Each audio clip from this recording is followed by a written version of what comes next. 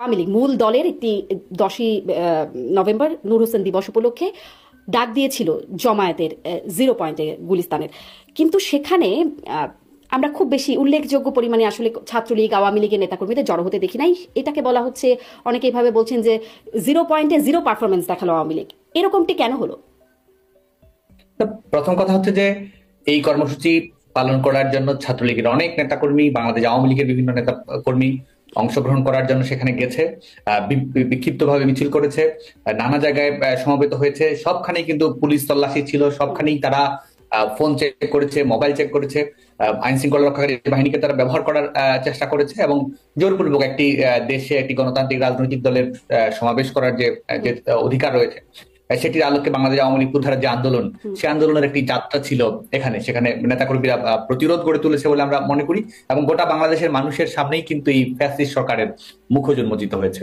জি, আপনারা প্রতিরোধ গড়ে তুলেছেন বলছে। সেই প্রতিরোধের প্রসঙ্গে আসে, আপনি বলছিলেন যে কিভাবে আপনাদেরকে আটকানো হয়েছে, মোবাইল ফোন চেক করা হয়েছে। আপনাদের কি মনে পড়ে যে 2022-এর 10ই ডিসেম্বর বিএনপির একটা বড় সমাবেশ করার কথা ছিল এবং হয়েছে, তখন ঠিক একই রকম ভাবে পুলিশ এবং পুলিশের সাথে মিলে ছাত্রলীগের নেতাকর্মীরা তখন ঢাকায় আগত মানুষদের মোবাইল ফোন চেক করেছে। সবগুলো গণমাধ্যমে এই খবরগুলো আমরা দেখেছি। তখন ওইটা প্রশ্ন উঠেছে, ছাত্রলীগ কোন ম্যান্ডেটে বা কোন ক্ষমতা বলে সাধারণ মানুষের মোবাইল চেক করে? একই রকম বাস্তবতা এখন কি আপনাদের দিকে বুমেরাং? রাজনীতি হোক বা সার্বিকভাবে জাতীয় রাজনীতির পরিমণ্ডল হোক, সবখানেই তো সমাবেশ করা যায়নি এ ধরনের রেকর্ড খুব আছে বলে আমি মনে করি না। সমাবেশ সবাই করতে পেরেছে। আমাদের বাংলাদেশের বিদ্যমান রাজনৈতিক বাস্তবতায় অপ্রীতিকর ঘটনা ঘটেছে, অনাকাঙ্ক্ষিত ঘটনা ঘটেছে, কিন্তু সবাই যার যার মতামত প্রকাশ করেছে, সংগঠিত হয়েছে। বিএনপি রাজনৈতিক দল হিসেবে তাদের মতামত তুলে ধরেছে। বিশ্ববিদ্যালয় ক্যাম্পাসগুলোতে ছাত্র সংগঠনগুলো তাদের ক্রিয়াশীল ভূমিকা পালন করেছে। সংসদীয় রাজনীতি, রাজপথের রাজনীতি দুটোই তো চলমান ছিল। আর আজকে কি সেই বাস্তবতা রয়েছে যেখানে এক ধরনের সমাবেশ করার সুযোগ, তাদের মতামত প্রকাশ করার সুযোগ, কিংবা এই ফ্যাসিস্ট সরকারের বয়ানের বাইরে গিয়ে নিজস্ব মতামত বলার সুযোগ, সেই বাস্তবতা তো বাংলাদেশে নেই, বরং দুটোর মধ্যে আকাশ পাতাল ফারাক বলে মনে করি। আপনি মনে করছেন আকাশ পাতাল ফারাক, কিন্তু যারা সেই সময় আসলে সেটা ফেস করেছে তারা আসলে আকাশ পাতাল মনে করছেন কিনা এটা হয়তো আমি তাদেরকে জিজ্ঞাসা করবো কখনো। আপনি বলছিলেন যে আসলে প্রতিরোধ গড়ে তুলেছে, আমি বলছিলাম যে, এবং আমি না, এবং সবগুলো গণমাধ্যম আপনি যদি দেখেন যে খুব বেশি উপস্থিতি দেখার মতো হয়নি। হ্যাঁ, সেখানে আওয়ামী লীগ বা ছাত্রলীগ যারা নেতাকর্মী সন্দেহ করা হয়েছে বা আওয়ামী লীগের যারা ছিল তাদেরকে নানান রকম মারধরের শিকার হতে হয়েছে, সেটি আমরা দেখেছি। কিন্তু এই যে আপনারা ডাক দিয়ে নেতাদের কেউ নাই, শুধু কর্মীদের উপর ভর করে নেতারা মানে সব পালিয়ে থাকলেন, এই বিষয়টা কর্মীদের কাছে বিষয়টা কেমন? কর্মীরাই যুগে যুগে ছাত্রলীগকে আওয়ামী লীগকে নেতৃত্ব দিয়েছে। এবং আপনি যেটি বলছেন যেটি এক ধরনের সাংগঠনিক শূন্যতা কিনা, কিংবা রাজনৈতিক যে স্ট্রাকচার রয়েছে সেটির প্রত্যাশিত রিফ্লেকশন ঘটছে কিনা, দেখুন 5 আগস্ট পরবর্তী বাস্তবতায় তো আমাদের বাংলাদেশে, আমি যেটি বলছিলাম যে সাংবিধানিক অধিকার হোক, মৌলিক মানবাধিকার হোক, নিজের জীবন নিয়ে চলার বাস্তবতা হোক, সেটি কিন্তু নেই। তো স্বাভাবিকভাবেই ধাপে ধাপে একটি রাজনৈতিক দল একটি অগণতান্ত্রিক ফ্যাসিস্ট সরকারের বিরুদ্ধে আন্দোলন গড়ে তোলে এবং সেটির আলোকেই তো আমাদের এই কর্মসূচিগুলো সাফল্যমণ্ডিত হচ্ছে। একই সঙ্গে আমরা এটিও দৃঢ়ভাবে বিশ্বাস করি যে আমাদের গোটা বাংলাদেশে গ্রামে গঞ্জে মফস্বলে যেসব নেতাকর্মীরা রয়েছে, তারা, আমরা সবসময় বলেছি, তারাই সংগঠনের প্রাণ, তারাই সংগঠনের মূল নেতৃত্ব দেয় এবং তারাই সংগঠনের পথ নির্দেশ করে। যে সাংগঠনিক যে ধারাবাহিকতার ক্ষেত্রে বা সাংগঠনিক কাঠামোর ক্ষেত্রে যে শূন্যতা রয়েছে বলে বাইরে দৃশ্যমান হচ্ছে, সেটিও ক্রমান্বয়ে কেটে যাবে বলে বলছেন। নেতৃত্বের সংযোগ তো নিশ্চয়ই আছে, আপনি বলছেন সেই নেতৃত্বের সংযোগের জায়গায় একটু জানতে চাই। আমরা দেখেছি যে সাবেক প্রধানমন্ত্রী আপনাদের দলের নেত্রী শেখ হাসিনা, তার কিছু ফোন আলাপ ফাঁস হচ্ছে এবং সেই ফোন আলাপের মধ্যেও এই সংযোগের জায়গাটা আমরা দেখেছি। যাই হোক, আমি সেই সংযোগের জায়গাটা কিন্তু পরে আসি। প্রথমে একটু যদি মানে আপনার কাছ থেকে জানতে চাই, স্পষ্ট হতে চাই যে তার যে ফোন আলাপগুলো লিক হচ্ছে, এগুলো কি আসলে লিক হচ্ছে অনুচিত ভাবে কেউ লিক করে দিচ্ছে, বিষয়টা কি এরকম, নাকি আসলে শেখ হাসিনা নিজেই লিক করছেন বা চাচ্ছেন বলেই লিক হচ্ছে, নাকি এআই দিয়ে? আপনারা আসলে কি জানেন? দেখুন, এটি তো এক একটি ক্ষেত্রে এক একটি পক্ষে, এবং আমরা কিন্তু ইতিমধ্যেই দেখেছি, বিশেষ করে আর্টিফিশিয়াল ইন্টেলিজেন্স ব্যবহার করে কোন ধরনের অডিও রেকর্ড তারা তৈরি করবে। এই সরকারের নিজস্ব প্রয়োজনই, অবৈধ সরকার নিজস্ব প্রয়োজনই কিন্তু বিভিন্ন ধরনের অডিও রেকর্ড ছড়ানো, বিভিন্ন ধরনের গুজব ছড়ানো, মানুষের জনমতকে বিভ্রান্ত করা, এই ঘটনাগুলো কিন্তু অহরই ঘটাচ্ছে। যে কারণে তারাই আসলে বলতে পারবে যে তারা কোন উদ্দেশ্য করছে, কেন করছে, সেটি তারাই বলতে মানে পারবে। কে করছে? দেখুন, আমরা কিন্তু স্পষ্ট করে বলছি যে এটি বিশেষ করে আর্টিফিশিয়াল ইন্টেলিজেন্সের ব্যবহার, জনমতকে বিভ্রান্ত করা, গুজব ছড়ানো এবং এক ধরনের তথ্য সন্ত্রাসের আশ্রয় গ্রহণ করা, এগুলো এবং যে একটি রাজনৈতিক যখন কর্মসূচি ঘোষণা করা হয় সেটিকে ব্যাহত করার জন্য বা সেটি সম্পর্কে বিভ্রান্তি ছড়ানোর জন্য এই অবৈধ সরকারি বিভিন্ন তাহলে কি ধরনের আপনি নিশ্চিত কলাকৌশল বা আশ্রয়। আপনারা নিশ্চিত যেটা শেখ হাসিনার ফোনালাপ নয়?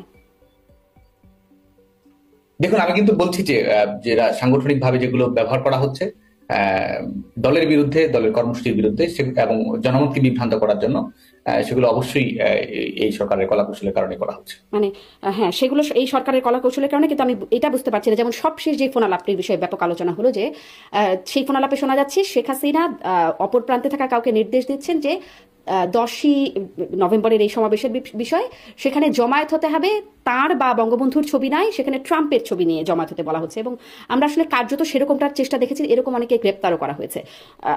এগুলো কি আসলে ভুল বার্তা আসছে বা এগুলো সরকারের কৌশল?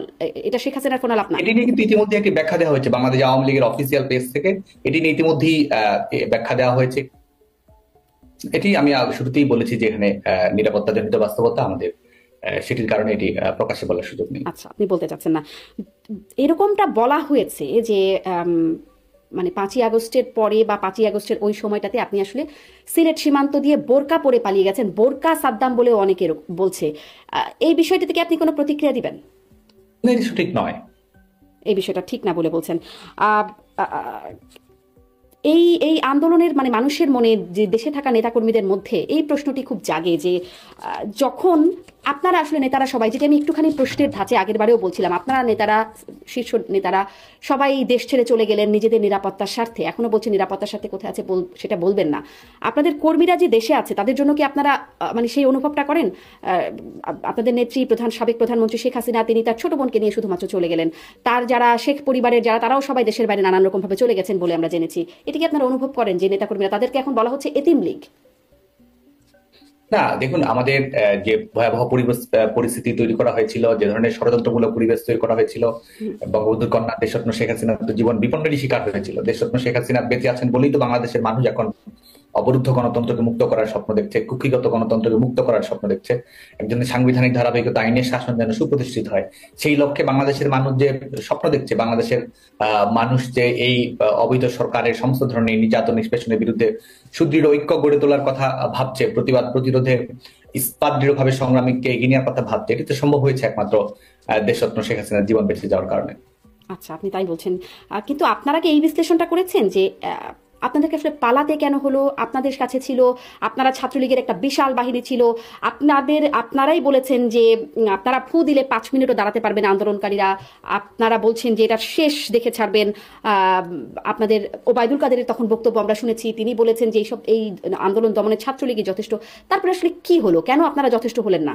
আপনারা তো হলেনই না, পুলিশ, আইন শৃঙ্খলা বাহিনী, সেনাবাহিনী সবই ছিল, আপনাদের বিরাট বাহিনী ছিল, তারপরেও কেন আপনারা আসলে সফল হলেন না?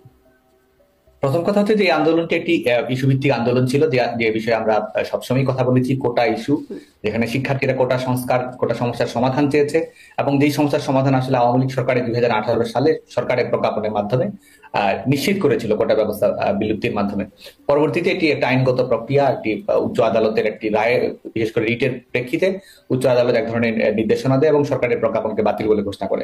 সেই প্রেক্ষিতে সরকার পক্ষই কিন্তু আন্দোলনকারীদের সঙ্গেই ছিল, সরকার পক্ষে আদালতে লড়েছে। বাংলাদেশ ছাত্রলীগের সাংগঠনিক অবস্থান সেটি হচ্ছে যে আমরা সুস্পষ্ট হয়ে বলেছি, কোটা সংস্কারের দাবিতে আমরা ঐক্যবদ্ধ ছিলাম, কোটা সংস্কারের দাবিতে আমরা মিছিল করেছি, মিটিং করেছি।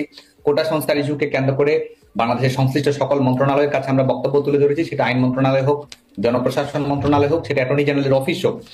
এবং শুধু তাই নয়, বাংলাদেশ ছাত্রলীগ কিন্তু কোটা সংস্কারকে কেন্দ্র করে ডোর টু ডোর ক্যাম্পেইন কর্মকাণ্ড দেশব্যাপী এটি আমরা চালু করেছিলাম। এটি অনুষ্ঠিত হয়েছে, যেখানে আমরা বলেছি যেহেতু এটি নিয়ে নতুন করে একটি জটিলতা তৈরি হয়েছে, এটির জন্য একটি সুস্থায়ী, টেকসই এবং ইতিবাচক সমাধান নিশ্চিত করা সম্ভব হয়, সে লক্ষ্যে শিক্ষার্থীরা কোটা সংস্কার নিয়ে কি ভাবছে, এখানে অন্তর্ভুক্তির বিষয়টি কিভাবে হবে, কিভাবে একটি যৌক্তিক সমাধান তৈরি করা সম্ভব হয়, কোটা সংস্কার নিয়ে শিক্ষার্থীদের ভাবনা কি, সেই লক্ষ্যে কিন্তু আমরা অনলাইনে অফলাইনে সরাসরি মতামত গ্রহণ করেছি। আবাসিক হলগুলোতে শিক্ষার্থীদের কক্ষে আমরা গিয়েছি, সেখানে কোটা সংস্কার নিয়ে তাদের মতামত কি, সেই আলোকে কিন্তু আমরা সরকারের কাছে প্রস্তাবনা তুলে ধরেছি। এবং সেটির প্রেক্ষিতে আপনাদের সবাইকে আমরা যেটি মনে করিয়ে দিতে চাই, সেটা হচ্ছে যে আমাদের গোটা বাংলাদেশেই কিন্তু 11 জুলাই 2024 থেকে বাংলাদেশে কিন্তু কোনো কোটা কার্যকর ছিল না।